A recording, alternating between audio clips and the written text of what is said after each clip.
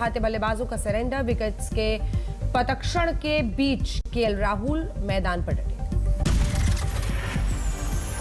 श्रीनगर में शीतलहर और घने कोहरे का कहर, धुंध से विजिबिलिटी काफी कम। लाहौल में जाम से बचने के लिए एक पर्यटक ने चंद्रा नदी में उतारी थार, पुलिस ने काटा चला। कोहरे की चादर से लिपटा मुरादाबाद, अलाव का सहारा लेने को लोग मजबूर। यूपी के आगरा में शीतलहर का प्रकोप जारी, घने कोहरे की चपेट में शहर। मैनपुरी में घने कोहरे से लोगों को परेशानी का सामना करना पड़ रहा है। विजिबिलिटी काफी कम के बीच स्कूल जाते दिखे बच्चे। Presented by पतंजलि के रिस्क।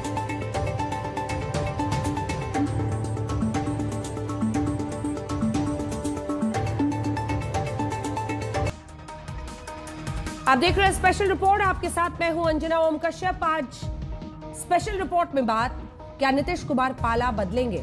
आखिर क्यों अचानक नीतीश कुमार के पाला बदलने की चर्चाओं का बाजार गर्म हो गया है, आपको एक रिपोर्ट के जरिए समझाते हैं।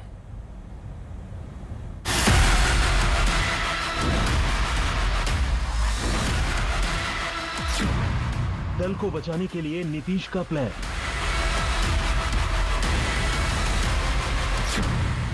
क्या पलटी मारने वाले हैं नीतीश कुमार? क्या एनडीए का फिर हिस्सा बन जाएंगे?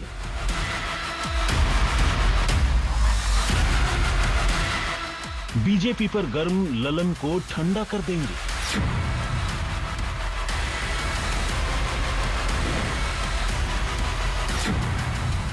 विपक्षी गठबंधन को थैंक यू कहेंगे नीतीश? इस वक्त सियासत की दुनिया के इसी चेहरे को लेकर सबसे बड़ा सस्पेंस है। 60 घंटे के बाद नीतीश कुमार का अगला कदम 2024 के चुनाव की दिशा को बदल सकता है, क्योंकि नरेंद्र मोदी के खिलाफ विपक्षी गठबंधन का भविष्य नीतीश के निर्णय से तय होगा। दरअसल विपक्षी गठबंधन के दिमाग में क्या चल रहा है ये नीतीश को पता है, लेकिन नीतीश कुमार के दिमाग में क्या चल रहा है ये बहुत बड़ा सस्पेंस है।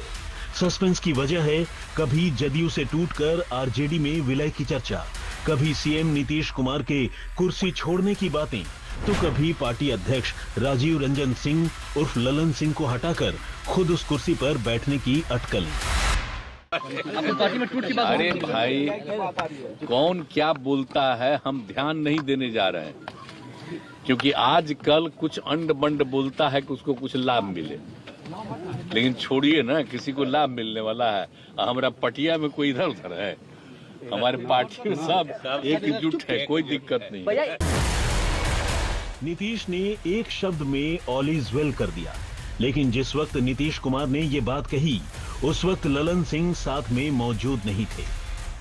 बैठिए, बैठिए ना बाबा, आप जाइएगा, विदाई होगा आपका। बैठिए, बैठिए, भाषण दे रहे हैं। बैठिए, आप बोलिए ना। आपको भी गृह मंत्री जी पूरा देश देख रहा है कि कौन से भ्रष्टाचार की आप व्याख्या कर रहे हैं और कौन सा भ्रष्टाचार पर आप नियंत्रण करना चाहते हैं। इस देश में संविधान के प्रावधानों की व्याख्या करने का अधिकार इस देश के सर्वोच्च न्यायालय को है। इस सरकार ने सारे लोक लाज को ताखे पर रख दिया और डुबो के इस दिल्ली में शासन करना चाहते हैं। ललन सिंह जेडीयू के राष्ट्रीय अध्यक्ष हैं। आरसीपी सिंह को पार्टी से बेदखल करने के बाद नीतीश कुमार ने पार्टी की कमान ललन सिंह को सौंपी थी।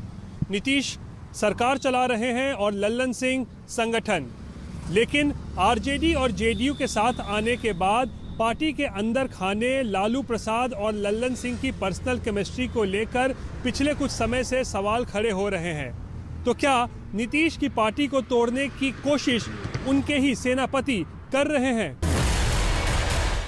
ललन सिंह को लेकर अटकलों का बाजार लंबे अरसे से गर्म है।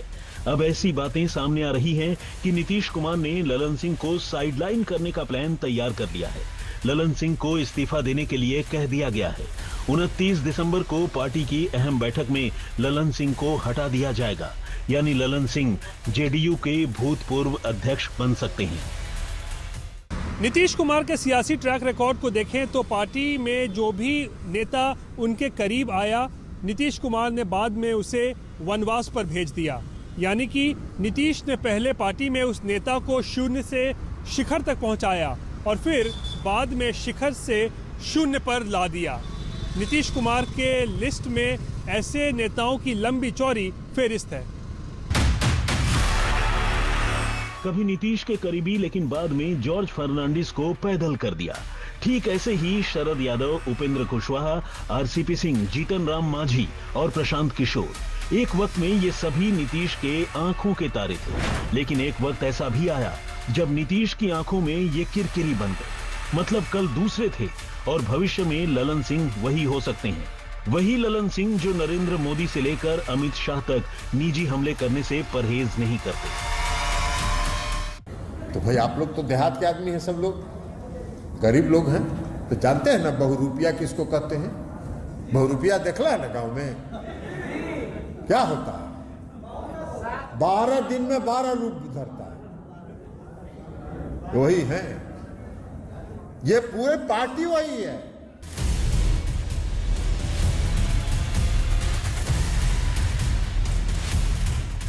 एक एक दरवाजे तक हम लोग पहुंचे और बताएं कि ये चाय बेचने वाला ढोंगी है, ये चाय नहीं बेचता है, चाय बनाने तो आता ही नहीं है, तो चाय बेचेगा कहां से? चाय बनाने आता है हमको, तो इसलिए ये ढोंगी को अब एक्सपोज करने की जरूरत है। ललन सिंह के इस्तीफे की अटकलों के बीच कई थ्योरीज घूम रही हैं। मतलब बिहार विधानसभा में तीसरे नंबर की पार्टी जेडीयू के अंदर सब कुछ ठीक है, ये कहना ठीक नहीं है। हालांकि पार्टी के ऊपर से लेकर नीचे तक के सभी नेता यही दलील दे रहे हैं कि ऑल इज वेल। ऐसे किसी भी चर्चाओं, अफवाहों पर मैं कोई टिप्पणी नहीं करना चाहता। ये सही है कि 29 तारीख को पार्टी की राष्ट्रीय कार्यकारिणी की भी और राष्ट्रीय परिषद की भी बैठक आहूत है, जो श्री ललन सिंह जी पार्टी के अध्यक्ष हैं, उन्होंने बुलाई है। वो अधिकृत भी बुलाने के लिए नीतीश कुमार जी समेत सभी प्रमुख नेता उसमें हिस्सा लेंगे। और 28 तारीख को पार्टी कार्यालय में 4 बजे पदाधिकारियों की भी बैठक आहूत है। संगठन को नया मजबूत बनाने के लिए, इंडिया गठबंधन को मजबूत बनाने के लिए जनता दल यू और इसके सभी नेता लगे हुए। लेकिन न हम लोगों को न पार्टी कार्यालय को किसी को ऐसी सूचना नहीं है। ललन सिंह के इस्तीफे को लेकर पूरा चर्चा हो रही है सर। क्या ललन सिंह के इस्तीफे को लेकर चर्चा हर जगह हो रही है? कहाँ चर्चा हो रही है? हमारे पार्टी ऑफिस में तो कोई चर्चा नहीं है, न जानकारी है। तो पार्टी इसे सिरे से खारिज कर रही है। नीतीश कुमार लेकिन क्या करेंगे, इसको लेकर हमेशा चर्चा होती है, क्योंकि आपने देखा होगा बीते दिनों वो कई बार कुछ कहते हैं, अगले दिन उस बात से पलटते हैं। नीतीश कुमार कब क्या करेंगे, वजह है कि नीतीश कुमार को कभी कुर्सी कुमार, कभी पलटू राम, तो कभी मौसम वैज्ञानिक बोला गया। और ये वो लोग बोलते हैं जो उनके एक वक्त पर साथी रहते हैं, फिर जब उनका पाला वो छोड़ते हैं तो वही दुश्मन बन जाते हैं। अब ऐसे में इसी शब्दों, ऐसे नामों के साथ उन पर आक्रमण होता है। अब उन्हें मौसम वैज्ञानिक तक बोला गया। क्या 3 राज्यों में बीजेपी की प्रचंड जीत के बाद नीतीश कुमार ने 2024 के चुनावी मौसम का अनुमान लगा लिया है? उसी सियासी अनुमान के चलते नीतीश कुमार 29 दिसंबर को बड़े निर्णय का ऐलान कर सकते हैं।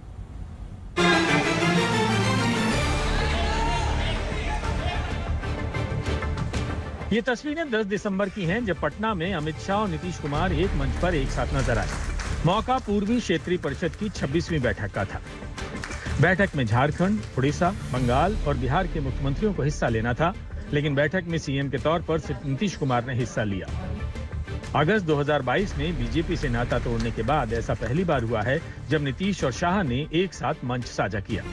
आप देख सकते हैं अमित शाह से कुछ यूं मिले नीतीश कुमार और तेजस्वी यादव। इन तस्वीरों में मुस्कुराहट है, लेकिन इससे पहले दोनों तरफ सिर्फ और सिर्फ तलखी थी। बुरी नीयत की, बुरी नीति की सरकार है, बेड़ सरकार है। भ्रष्टाचार का बी, अराजकता का ए और दमन का डी, 3 मिलकर ये बेड़ सरकार बनी है। ये बुरी सरकार को उखाड़ कर फेंक देना है। इनके आधे एमपी भाजपा के दरवाजे खटखटा रहे हैं और मैं पर एक बात स्पष्ट कर देता हूं, किसी के मन में ये संशय हो कि चुनाव के परिणामों के बाद नीतीश बाबू को फिर से भाजपा एनडीए में लेगी, तो मैं बिहार की जनता को स्पष्ट कह देना चाहता हूं और लल्लन बाबू को भी स्पष्ट कहना चाहता हूं, आप लोगों के लिए भाजपा के दरवाजे हमेशा के लिए बंद हो चुके। माताओं, भाइयों, बहनों, आपके नारे बता रहे हैं, जनता भी चाहती है कि अब नीतीश बाबू को वापिस न लिया जाए। यही चाहते हैं ना आप? यही चाहते हैं ना? ऐसा ही होगा, आप चिंता मत करिए। ये जातिवाद का जहर घोलने वाले नीतीश बाबू और जंगल राज के प्रणेता लालू प्रसाद अब इन दोनों के साथ भारतीय जनता पार्टी कभी राजनीतिक सफर नहीं तय कर सकती। 8 महीने पहले अमित शाह ऐलान कर चुके हैं कि नीतीश कुमार के लिए बीजेपी के दरवाजे बंद हो चुके हैं, तो वहीं नीतीश कुमार पूरी ताकत के साथ केंद्र की सत्ता से बीजेपी को उखाड़ने का दम भरते आए हैं। क्या बोलता है हम ध्यान नहीं देने जा रहे हैं, क्योंकि आजकल कुछ अंड बंड बोलता है कि उसको कुछ लाभ मिले, लेकिन छोड़िए ना, किसी को लाभ मिलने वाला है। नीतीश का ट्रैक रिकॉर्ड ऐसा है कि कब किसका साथ छोड़ दें, कब किसके साथ चले जाएं, भविष्यवाणी करना मुश्किल है। नीतीश कुमार भारतीय राजनीति के ऐसे राजनेता हैं जो लेफ्ट, राइट और सेंटर सबके साथ ट्यूनिंग बैठाकर चलने का अनुभव रखते हैं। आज तक उन्होंने अपने दम पर पूर्ण बहुमत की सरकार नहीं बनाई, लेकिन काफी लंबे समय से वो मुख्यमंत्री बने हुए हैं। सियासी फायदे के लिए नीतीश कुमार अपनी विचारधारा के साथ भी समझौता करने से परहेज नहीं करते हैं। और एक बार फिर नीतीश को लेकर अटकलों का बाजार गर्म है। बिहार की राजनीति को समझने वाले मानते हैं कि बिना आग के धुआं नहीं उठता है। 10 तारीख को शाह के साथ एक मंच पर दिखे, उसके बाद अचानक जेडीयू के अंदर से एक के बाद एक खबरें आने लगी। ऐसा क्यों, अब ये समझिए। 19 दिसंबर को दिल्ली में विपक्षी गठबंधन के साथ बैठक हुई। बैठक खत्म हुई, लेकिन नीतीश प्रेस वार्ता में नहीं दिखे। नीतीश जल्दी वापस लौट गए। पटना से खबर आई, चेहरे को लेकर नीतीश कुमार मीटिंग में रखे गए प्रस्ताव के विरोध में नाराज होकर वापस लौटे। नीतीश की नाराजगी ने बिहार से लेकर दिल्ली तक सर्दी के मौसम में भी सियासी तापमान को बढ़ा दिया। 5 दिनों तक नीतीश कुमार ने अपनी नाराजगी पर चुप्पी साधे रखी। 25 दिसंबर को उस वक्त चुप्पी तोड़ी जब भारत रत्न पूर्व प्रधानमंत्री अटल बिहारी वाजपेयी को नमन करने पहुंचे। अपनी नाराजगी की बात को नकारा, लेकिन अटल बिहारी वाजपेयी पर की गई टिप्पणी से कोई मायूसी या नाराजगी आपको हुई क्या? बैठक के बाद आपको कुछ बनाया नहीं गया कन्वीनर? अरे आपको हम बता दें, हमारी इच्छा नहीं थी। ये सब बात हो, तुमने कहा कि नहीं हमको नहीं इच्छा है, हम तो चाहते हैं सब लोग एकजुट है और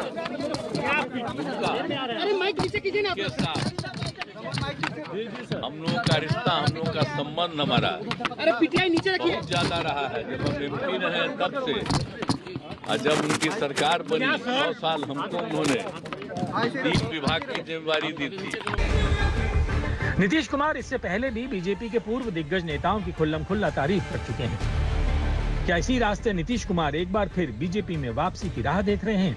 कुछ लोग मानते हैं कि बीजेपी में वापसी की राह में नीतीश के लिए बड़ा रोड़ा ललन सिंह है, क्योंकि महागठबंधन में शामिल होने के बाद ललन सिंह ने प्रधानमंत्री मोदी पर निजी हमले करते वक्त राजनीतिक शुचिता और संस्कारों की लक्ष्मण रेखा को मिटा दिया। एक एक दरवाजे तक हम लोग पहुंचे और बताएं कि ये चाय बेचने वाला ढोंगी है, ये चाय नहीं बेचता है, चाय बनाने तो आता ही नहीं है, तो चाय बेचेगा कहां से? चाय बनाने आता है हमको, तो इसलिए ये ढोंगी को अब एक्सपोज करने की जरूरत।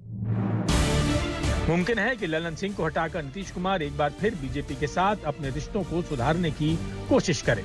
वैसे सियासी गलियारे में यह भी चर्चा है कि ललन सिंह 2024 में आरजेडी के टिकट पर चुनाव लड़ सकते हैं। यानी ललन सिंह को हटाकर नीतीश एक तीर से 2 शिकार कर सकते हैं। पहला ये कि पार्टी को टूटने से बचाना और दूसरा ये कि बीजेपी के घर में अपने बंद दरवाजे खुलवाना। हालांकि बिहार एनडीए ने नीतीश की वापसी की संभावनाओं को सिरे से खारिज कर दिया है। क्रॉस पार्टी लाइन लोग उनकी प्रशंसा दूसरे लोग